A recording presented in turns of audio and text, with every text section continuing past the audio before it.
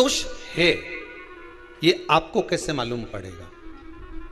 पितृ भूखे हैं इसका तो वर्णन हमने पहले कर दिया कि रात्रि को जब आप सोने के बाद में 1-1.5 घंटे बाद अगर आपकी नींद खुल जाए, 1 घंटा 1.5 घंटा आप सो लिए, उसके बाद जो नींद खुली तो 1-1.5 घंटे तक अगर आपको नींद नहीं आ रही है, रात्रि को सोने के बाद में 1 घंटे बाद जब उठे तो आपको प्यास लग गई, भूख लगने लगी, प्यास लगने लगी कि मेरे को पानी पीना पड़ेगा, घबराहट हो रही, पानी पीना पड़ेगा।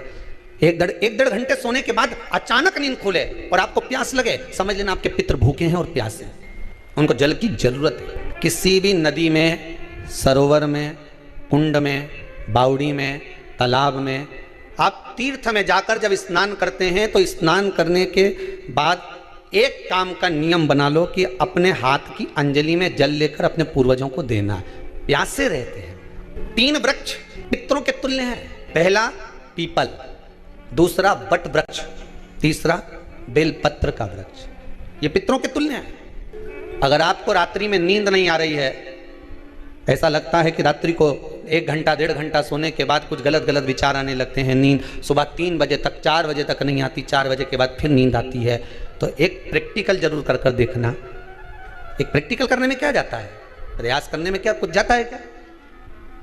प्रैक्टिकल कर देखना कि कहीं सीओर वाला हमारा झूठ तो नहीं बोल रहा, तो प्रैक्टिकल करने में कुछ नहीं जाए। 1 लोटा पानी लो, उसमें थोड़ा सा कच्चा दूध डाल लीजिए, श्राद्ध पक्ष चल रहा है, बेलपत्री का पेड़ या पीपल का पेड़ या बट का पेड़, इन पेड़ के नीचे ले जाकर उस दूध को दोपहर में सुबह 10 बजे से लेकर 12 बजे के बीच में ले जाकर चढ़ा दीजिए। रात्रि को फिर ना आपको प्यास लगेगी ना भूख लगेगी, नींद एक बार लगी तो सुबह ही खुलेगी। प्रैक्टिकल करने में क्या जाता है? पानी डालने में तुम्हारा कुछ जाएगा? अरे बोला तो सही, हमें 10 रुपया का दूध जरूर उसमें, और तुम इतनी चतुर हो, इतना सारा दूध थोड़ी डालोगी, तो 2 घंटा लगेगा, कहाँ तुम इतना डालने वाले हो? बहुत चतुर लोग हो रहे संसार में हो, भले पूजन पाठ नहीं करे पर कहीं का एकदम मिलने आ जाए ना, क्या अम्मा जी क्या पाठ कर रही है, फिर वो भी बैठ गई तुरंत, अभी तो सोई थी। प्रैक्टिकल करने में क्या जाता है, कुछ भी नहीं बिगड़ेगा, ये तो बस जल डालोगे तुम्हारा ही कुछ अच्छा हो सकता है, बाबा की कृपा। 3 वृक्ष पितरों के तुल्य हैं, पहला जम के बोलिए पीपल, दूसरा बट वृक्ष, तीसरा बेलपत्री का वृक्ष। 3 पीपल के वृक्ष में 52,000 ब्राह्मण एक साथ निवास करते हैं, इसलिए पितृतुल्य है। बट वृक्ष ब्रह्मा जी के मस्तक से बना, इसलिए पितृतुल्य है। और बेलपत्री का वृक्ष माता पार्वती जी के अश्रु से बना, जब आंसू गिरे थे माता जगत जननी जगदम्बा पार्वती के, उस समय पर पितृलोक में हलचल उत्पन्न हो गई थी, हमारी नातिन की आंख में आंसू कैसे आ गए? मैनावती की पुत्री है, पितरों की नातिन, इसकी अश्रु कैसे गिर गए? पार्वती जी ने कहा ये आंसू नहीं, मेरा पुण्य भाग प्रकट करती हूं बेलपत्री के रूप में। तो पितरों ने वर दिया था कि ये बेलपत्री का वृक्ष हमारा आशीर्वाद है, इसके नीचे अगर कोई दीप लगाता है, शिव को स्पर्श कर चढ़ाता है, उसके पितरों की शांति होगी, हम स्वयं उसको आशीर्वाद देने के लिए पधारेंगे। बेलपत्र का वृक्ष। तो रात्रि को अगर भूख लग रही है, प्यास लग रही है, तो पितृदोष। दूसरा पितृदोष का लक्षण बताया, घर में कोई शुभ कार्य ना हो, वंश की वृद्धि ना हो, 1 रुपये कमाओ 1.25 रुपये खर्च हो रहे हैं, पैसा 10 जगह से कमाई आ रही है पर घर में टिक नहीं पा रही है, आया गया, पितृदोष। जरा सी कटोरी पड़ी है उसके पीछे विवाद चालू हो जाए, पानी ढुल गया उसके पीछे विवाद हो जाए, या छोटी छोटी बात में घर में क्लेश मचा हुआ है, पितृदोष है। समझ लो हमारे पूर्वज हमसे खुश नहीं है, प्रसन्न नहीं। कोई कहता है गुरुजी श्राद्ध बड़े बेटे को करना चाहिए कि छोटे को करना चाहिए? शिव महापुराण की कथा कहती है, अगर जायदाद का पूरा हिस्सा बड़े ने लिया हो और तुमने अपनी माता का दूध ना पिया हो तो एक ही को कर लेने दो। अगर माता का दूध पिया है और अगर एक अंगूठी भी ली है, जरा सा एक कपड़ा भी अगर सास का लिया है, तो श्राद्ध तो तुझे करना ही पड़ेगा, करना ही पड़ेगा। तूने मेरा दूध पिया है तो बिल्कुल जम के तो बोलो। अगर तुमने उनका कुछ खाया है तो अब एक काम और हो सकता है, गुरुजी वो श्राद्ध अगर हम नहीं करें और बड़े भैया करें और हम उन्हीं के यहाँ चले जाएं तो चले जा, मना कौन कर रहा है? पूड़ी का तेल तू ले जा, खीर का दूध 2 थैली तू खरीद के ले जा। जितना वहां वो सेवा करे उतनी सेवा तुम करो। गलत है क्या? जायदाद का भी तो हिस्सा किया था। सुई की नोक के बराबर नहीं दुआ ने, ईंट इधर खसकी है तो हमारी इधर खसका दीजिए। हमारी बसियत में इतना लिखा है तो फिर बसियत में ये भी लिख के जाना चाहिए था। मैं तो क्यों सबके, तुम डरो मत ही रहे एक भी। जब छोरा छोरी के जब सब सामान प्रॉपर्टी दो ना, जमीन दो ना, जायदाद दो ना, सारा सामान छोरा छोरी के दो तो उनके लिख के भी जाओ कि हमारी श्राद्ध कर दे अच्छे से, नहीं तो भूतड़ी बन के सताऊंगी। श्राद्ध करो। कितना दिया तुमको? बोलो, ईमानदारी से बोलना, कितना दिया? ढेरों। और एक बात बहुत अच्छे से कहूंगा, आप लोगों के जीवन में उतरे।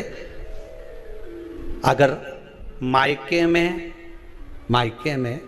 भाई, मायके में भाभी, मायके के लोग अगर आपके माँ बाप का श्राद्ध नहीं करते हैं तो बेटी भी अपने माता पिता का श्राद्ध कर सकती है।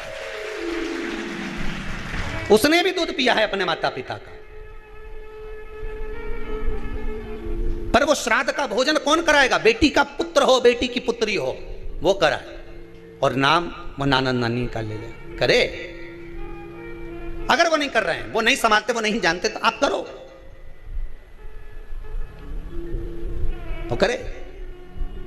2 भाग होते हैं। जब एक रोटी गाय के मुख में दी जाती है, गाय के मुख में जब हम रोटी देते हैं, एक रोटी जब देते हैं, या तो गाय के मुख में 16 श्राद्ध में जब रोटी देते हैं तो रोटी को बीच में से तोड़कर, रोटी का जो भाग होता है उसको, मतलब ऊपर से फुलका का परत नहीं निकालना है। रोटी जो सीधी सीधी है ना, जैसे ये रोटी है तो इसको बीच में से तोड़ लिया, 2 भाग विभाजित कर लिया, नीचे वाले भाग में भी थोड़ा सा गुड़ शक्कर रख लिया, ऊपर वाले भाग में भी गुड़ शक्कर रख लिया, एक के ऊपर एक रोटी को रख लिया, वो गाय को दी।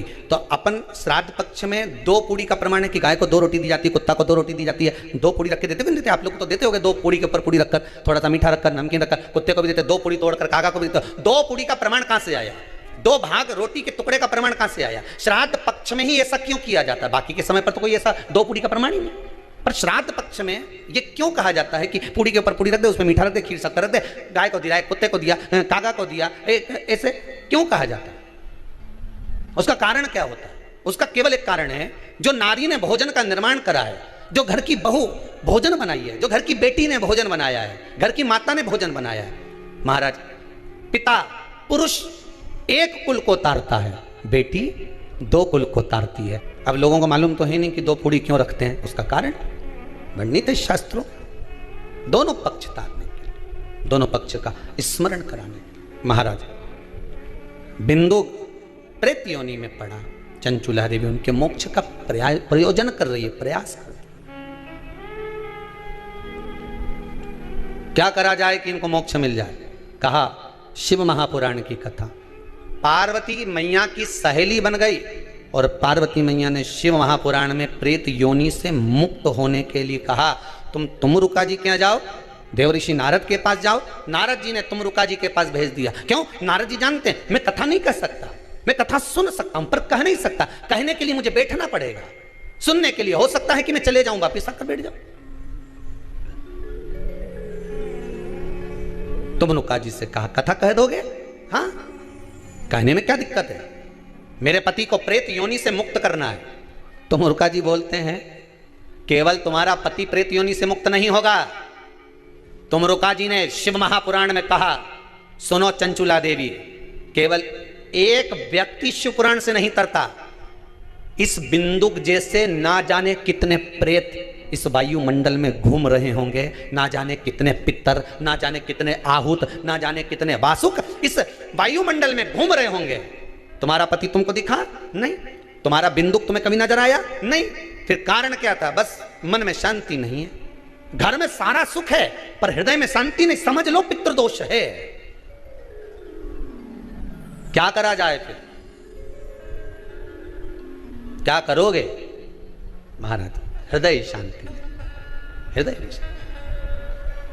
केवल एक अकेला बिंदुक शिव महापुराण की कथा सुनकर नहीं तरेगा। तुमरुका जी कहते हैं जिस समय पर मैं शिव महापुराण की कथा कहूंगा, सुनो चंचुला देवी, इस संसार के इस भूमंडल पर मृत्यु लोक में जितने भी जीव इस संसार सागर में भटक रहे होंगे, शिव महापुराण की कथा सुनकर वो भी तर जाएंगे। ये अकेली बिंदु को तारने वाली नहीं है। इस मृत्यु लोक में जो विराजमान, आज भी नियम है महाराज, श्राद्ध का भोजन टेबल पर नहीं कराया जाता, श्राद्ध का भोजन ब्राह्मण को कुर्सी पर बिठाकर नहीं कराया, श्राद्ध का भोजन आज भी प्रमाण है कि ब्राह्मण के लिए भूमि पर आसन लगना चाहिए और जमीन पर बैठकर कराना चाहिए। तब क्यों?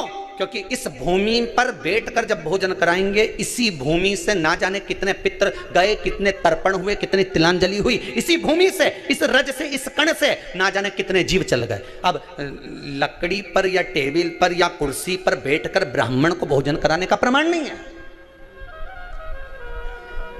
अब आपका फैशन ज्यादा हो गया तो बात दूसरी है।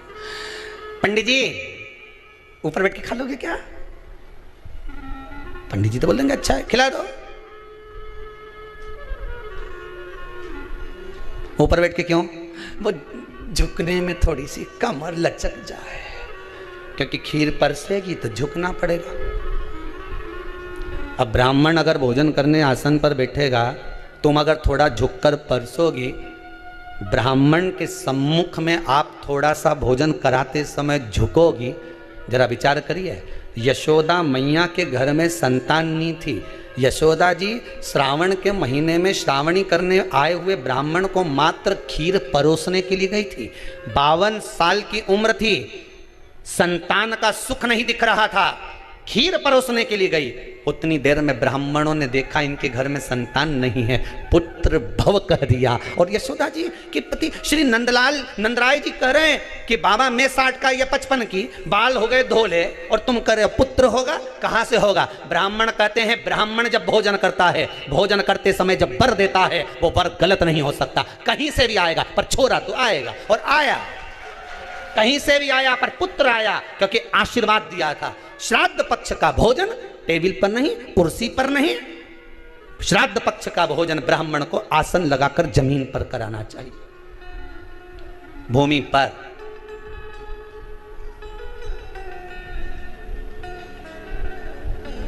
अब आजकल के ब्राह्मण भी थोड़े नीचे,